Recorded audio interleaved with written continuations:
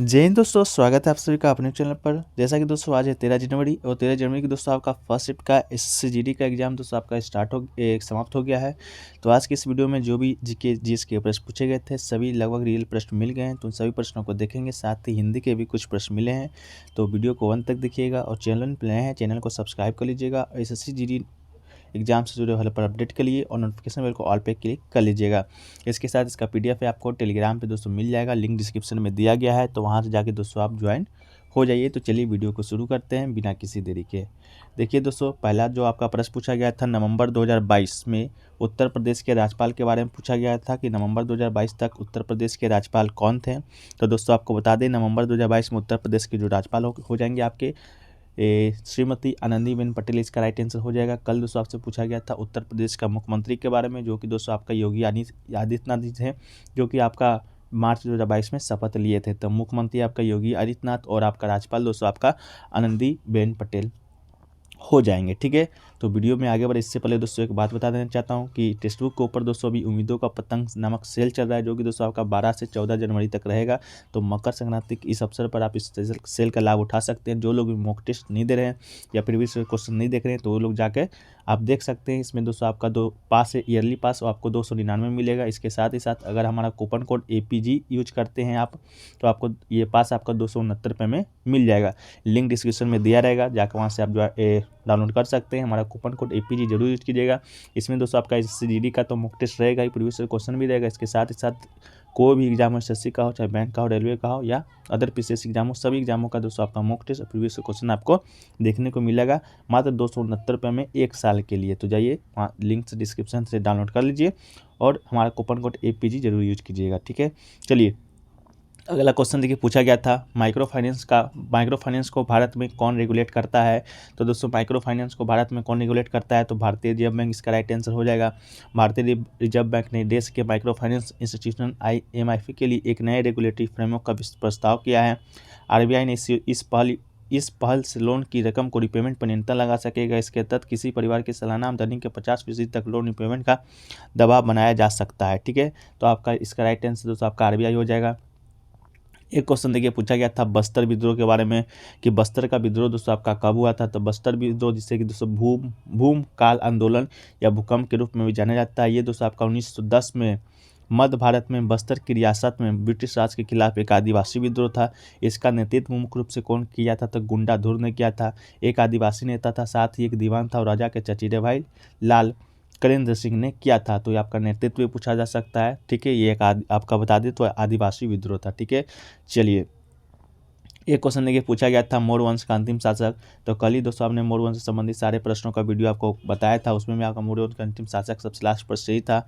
तो दोस्तों आपका मौर्य वंश का अंतिम शासक कौन था, तो दोस्तों आपका संत सतधवन का पुत्र दोस्तों वीरदत्त मौर्य समाज का अंतिम शासक था। उसका शासन 187 ईसा पूर्व से 170 ईसा पूर्व 180 ईसा पूर्व तक था। ठीक है, तो दोस्तों आपका इसका राइट आंसर हो जाएगा वीरदत्त। इसके अलावा मौर्य वंश का स्थापना किसने किया था, तो चंद्रगुप्त मौर्य ने किया था। सबसे प्रतापी राजा सम्राट अशोक था, जो कि कलिंग से संबंधित था। ठीक है, तो ये दोस्तों आपका मौर्य वंश से संबंधित आपका प्रश्न पूछा गया था। एक क्वेश्चन पूछा गया था द्वितीय पंचवर्षीय योजना का कार्यकाल कितना होता है। तो दोस्तों द्वितीय पंचवर्षीय योजना का कार्यकाल आपको बता दें तो आपका 1951 से 1956 से 1961 आपका द्वितीय पंचवर्षीय योजना का कार्यकाल है। इसके अलावा दोस्तों पहली पंचवर्षीय योजना शुरू कब हुआ था, तो 1951 में शुरू हुआ था। ठीक है, ये भी कल पूछा गया था। चला था कितना तक चला था दोस्तों आपका 1956 तक। फिर 56 से 61 आपका दूसरी पंचवर्षीय योजना स्टार्ट हो गया था। इसके अलावा इसके वास्तुकार के नाम पर इसे महालनोबिस योजना भी कहा जाता है। दूसरी पंचवर्षीय योजना को पहला का हेरा डोमल मॉडल पर आधारित था। ठीक है, इसके अलावा पहली इस योजना का जो आपका मुख्य उद्देश्य क्या था, तो तेजी से औद्योगिकीकरण इस योजना का मुख्य उद्देश्य था। और पहली पंचवर्षीय योजना का शुरुआत या पंचवर्षीय योजना का शुरुआत कहें तो ये दोस्तों आपका शुरू हुआ था 1951 ईस्वी में शुरू हुआ था। ठीक है, तो ये भी क्वेश्चन कल 2 बार पूछा गया है, तो 1951 इसका राइट आंसर हो जाएगा। इसके अलावा दोस्तों पूछा गया था सर्वोच्च न्यायालय का गठन कब हुआ था। तो सर्वोच्च न्यायालय का गठन दोस्तों आपका 28 जनवरी 1950 ईस्वी को हुआ था। कब हुआ था, 28 जनवरी 1950 ईस्वी को। कहाँ हुआ था दोस्तों, तो आपका नई दिल्ली में। तो इसका राइट आंसर दोस्तों आपका नई दिल्ली हो जाएगा। ठीक है, चलिए एक क्वेश्चन देखिए पूछा गया दोस्तों आपका बाबर और इब्राहिम लोदी के बीच कौन सा युद्ध हुआ था। तो बाबर और इब्राहिम लोदी के बीच दोस्तों मात्र एक ही युद्ध हुआ है, जो कि दोस्तों आपका पानीपत का प्रथम युद्ध के नाम से जाना जाता है, जो कि दोस्तों आपका 1526 ईस्वी में हुआ था, जिसमें बाबर विजयी हुआ था, इब्राहिम लोधी हार गया था। इसके साथ ही लोधी वंश का खात्मा हो गया था और भारत में मुगल समाज का स्थापना हुआ था, जो कि बाबर ने किया था। ठीक है, तो 1526 ईस्वी में आपका पानीपत का जो प्रथम युद्ध है आपका हुआ था। ठीक है, तो इसको भी आप देख लीजिएगा। एक क्वेश्चन देखिए दोस्तों पूछा गया था कि 2018 के राष्ट्रमंडल खेल का शुभंकर कौन था। इस क्वेश्चन में थोड़ा सा डाउट है दोस्तों आपका कि राष्ट्रमंडल खेल का पूछा गया था या एशियाई खेल का पूछा गया था। दोनों को डिस्कस करेंगे इसके आज के इस वीडियो में। तो आप लोग बताइएगा राष्ट्रमंडल खेल का पूछा गया था या आपका पूछा गया था एशियाई खेल का। तो दोस्तों आपको पहले बताते हैं कॉमनवेल्थ गेम जैसे कि राष्ट्रमंडल खेल के नाम से भी जाना था, आयोजन का हुआ था तो गोल्ड कोस्ट ऑस्ट्रेलिया में आयोजित हुआ था। इसके अलावा इसका आदर्श वाक्य क्या था, तो शेयर द ड्रीम इसका आदर्श वाक्य था। इसका शुभंकर क्या था दोस्तों, अब तक बेरोबी एक नीला कोयला ये दोस्तों आपका इसका शुभंकर था। तो अगर इसका पूछा गया होगा शुभंकर तो दोस्तों इसका राइट आंसर क्या होगा, बेरोबी इसका राइट आंसर हो जाएगा। ठीक है, इसके अलावा दोस्तों ऑस्ट्रेलिया ने कुल 198 पदक के साथ सबसे अधिक पदक जीते थे। इसके साथ आपको बता दें 136 इंग्लैंड और 66 पदक भारत ने 26 स्वर्ण 20 रजत और 20 कांस्य जीता था। और पहला राष्ट्रमंडल खेल आपका हैमिल्टन कनाडा 1930 में आयोजित किया गया था। तो पूछा गया था तो ठीक है, नहीं पूछा गया था तो आपको इसको फैक्ट्स के तौर पे याद रखिएगा, अगला सिर्फ नहीं पूछा ही जाएगा कभी ना कभी। एक क्वेश्चन पूछा गया था 2011 के जनगणना के अनुसार दोस्तों आपका साक्षरता दर क्या होगा। तो आपको बता दें साक्षरता दर पूछा गया था, सबसे लो साक्षरता दर पूछा गया था कि किस लो से भी दूसरा पूछा गया था। तो 2011 की जनगणना के अनुसार बिहार भारत में सबसे कम साक्षर वाला राज्य, जहाँ की 63.82% साक्षरता के साथ भारत 35वें स्थान पर है। इसके अलावा 2011 जनगणना के अनुसार 65.38 साक्षरता के साथ अरुणाचल प्रदेश 34वें स्थान पर था। ठीक है, तो ये आपका 35वें पे आपका कौन था, बिहार था। इसके बाद 34वें पे आपका अरुणाचल प्रदेश है, तो राइट आंसर अरुणाचल प्रदेश हो जाएगा। इसके अलावा गोवा साक्षरता के बारे में सबसे अधिक 4थे स्थान पर था। ठीक है, एक क्वेश्चन देखिए पूछा गया है दोस्तों कि पश्चिम बंगाल में कौन सा अभिनेता जो कि राज्यसभा का सदस्य रहा है। तो दोस्तों आपका देखिए अभिनेता एक था आपका यश दासगुप्ता, जो कि दोस्तों अभी वर्तमान में राज्यसभा के सदस्य हैं। इसके अलावा ये था कि नहीं था आप लोग कमेंट सेक्शन में बताइएगा। ऑप्शन में दोस्तों आपका क्या दिया गया था, इसका राइट आंसर क्या हो जाएगा। एक क्वेश्चन देखिए पूछा गया था खाना बनाना कौन सा परिवर्तन है। तो खाना बनाना या भोजन पकाना दोस्तों एक रासायनिक परिवर्तन है। ठीक है, तो आपका इसका रासायनिक परिवर्तन राइट आंसर हो जाएगा, क्योंकि खाना पकाने के बाद कच्चे माल या सब्जियों को फिर से प्राप्त नहीं किया जा सकता है। पानी का उबलना, बर्फ का पिघलना, कागज को फाड़ना, पानी का जमना, कैंड को कुचलना, ये सब भौतिक परिवर्तन है।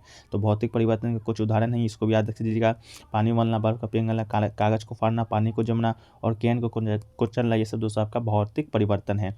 एक क्वेश्चन देखिए पूछा गया दोस्तों आपका जम्मू कश्मीर का कोई फेस्टिवल का नाम पूछा गया था इनमें से कौन सा जम्मू कश्मीर के फेस्टिवल है। ठीक है, तो फेस्टिवल का ऑप्शन नहीं मिल पाया, लेकिन जम्मू कश्मीर के कुछ फेस्टिवल है, रऊफ है, डमहल है, खुद है, बुगी या नचून, ये सब दोस्तों आपका जम्मू कश्मीर का फेस्टिवल है। तो आप लोग अगर एग्जाम देकर आ रहे हैं तो बताइएगा ऑप्शन में क्या क्या दिया गया था अगर आपको याद है तो। ठीक है, चलिए अगला क्वेश्चन देखिए दोस्तों पूछा गया था आसमान का विलोम शब्द। दोस्तों आपसे पूछा गया था कि आसमान का विलोम शब्द क्या होगा। तो दोस्तों आसमान का विलोम शब्द धरती होता है, धरती या जमीन इसका राइट आंसर आपका हो जाएगा आसमान का विलोम शब्द में।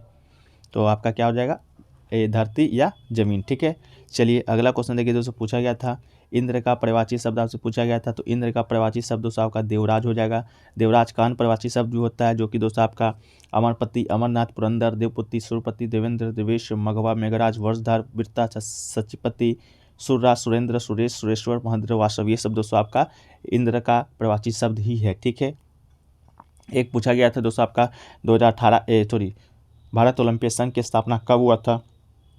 तो भारतीय ओलंपिक संघ की स्थापना दोस्तों 1927 ईस्वी में हुआ था। किसने किया था, इसको प्रथम प्रेसिडेंट कौन थे, तो सर ड्रॉबजी टाटा इसके प्रथम प्रेसिडेंट थे और A.G. नेहरन प्रथम सेक्रेटरी जनरल थे। तो हुआ था कब दोस्तों आपका 1927 ईस्वी में, इसका राइट आंसर आपका दोस्तों हो जाएगा। ठीक है, चलिए अगला क्वेश्चन देखिए पूछा गया दोस्तों आपका 2018 के एशियन गेम्स का थीम पूछा गया था। देखिए राष्ट्रमंडल गेम्स या एशियन गेम्स दोनों में से कोई एक ही पूछा गया होगा, तो आप लोग कमेंट सेक्शन में बता दीजिएगा। एशियन गेम्स आपका इंडोनेशिया में हुआ था 2018 का, जिसका शुभंकर था दोस्तों आपका डेरावन, जो कि एक काल्पनिक पक्षी को चुना गया था। इसे स्वर्ग का चिड़िया भी कहा जाता है। ठीक है, तो बताइएगा क्या पूछा गया था। इसके अलावा दोस्तों नागालैंड का कोई उत्सव के बारे में पूछा गया था कि नागालैंड का कोई उत्सव है जो कि दोस्तों कितने दिन मनाया जाता है। दोस्तों नागालैंड का एक उत्सव हॉर्नबिल, जो कि दोस्तों आपका 10 दिन तक मनाया जाता है, 1 से 10 दिसंबर के बीच। ठीक है, तो हॉर्नबिल आया था कि और कोई आपका आया था, वो लोग आप कमेंट सेक्शन में जरूर बता दीजिएगा। ठीक है, एक क्वेश्चन देखिए दोस्तों हिंदी का आपका आया था, पट का दोस्तों आपका प्रवाची शब्द आया था। पट का प्रवाची शब्द आपका, तो पट का प्रवाची शब्द दोस्तों आपका वस्त्र हो जाएगा, कपड़ा हो जाएगा, परिधान हो जाएगा। इसके अलावा चिर दोस्तों आपका, ये सब आपका वट का प्रवाची शब्द ही होता है, तो ये आपका बिल्कुल राइट आंसर हो जाएगा। ठीक है, देखिए एक क्वेश्चन दोस्तों पूछा गया था, जिसके आर पार ना देखा जा सके वो क्या कहलाता है। तो दोस्तों जिसके आर पार ना देखा जा सके वो दोस्तों आपका अपारदर्शी कहलाता है, तो इसका राइट आंसर अपारदर्शी हो जाएगा। इसके अलावा दोस्तों पूछा गया था उज्ज्वल का सही वर्तनी आपसे पूछा गया था, तो उज्ज्वल का जो सही वर्तनी होगा दोस्तों आप देख लीजिए, वो आधा ज पूरा ज वो ल आपका, इसका राइट आंसर हो जाएगा। इसके अलावा दूसरे क्वेश्चन पूछा गया था आपका कि 1950 में कुछ पूछा गया था, मौलिक अधिकार से संबंधित कि कौन सा मौलिक अधिकार दोस्तों आपका हट गया था, या कौन सा मौलिक अधिकार उसमें से नहीं है। तो मौलिक अधिकार दोस्तों आपका मूल संविधान में 7 था, लेकिन वर्तमान में 6 है। उस समय आपका एक संपत्ति का अधिकार दोस्तों आपका हट गया है, जो कि 44वां संविधान संशोधन से हटा था 1978 के माध्यम से। देख लीजिएगा इसका क्या क्वेश्चन आया था। जो लोग एग्जाम देकर आ रहे हैं आप लोग कमेंट सेक्शन में जरूर बताने का प्रयास कीजिएगा। ठीक है, इसके अलावा दोस्तों अगर हमारा क्यूज आप ज्वाइन करना चाहते हैं तो दोस्तों आप व्हाट्सएप नंबर पर संपर्क कर सकते हैं। व्हाट्सएप नंबर दोस्तों आपको सामने दिया गया है, वहीं पर दोस्तों सारा जानकारी आपको दे दिया जाएगा। इसके अलावा पीडीएफ भी चाहिए होता है, तो अपना एग्जाम डेट और शिफ्ट बताइएगा, तो आपको पीडीएफ जो कि वहीं पर मिल जाएगा। ठीक है, तो चलिए वीडियो को यहीं पर समाप्त करते हैं। वीडियो कैसा लगा कमेंट सेक्शन में बता दीजिएगा, अच्छा लगा तो वीडियो को लाइक कर दीजिएगा और दोस्तों में अधिक से अधिक शेयर भी कर दीजिएगा। ठीक है, और चैनल पर नए होंगे चैनल को सब्सक्राइब कर नोटिफिकेशन बेल को ऑल पे जरूर क्लिक कर लीजिएगा, एसएससी जुड़ी 2023 से हर पल अपडेट के लिए। चलिए वीडियो को समाप्त करते हैं, मिलते हैं नेक्स्ट के वीडियो में। जब तक के लिए जय हिंद, जय भारत।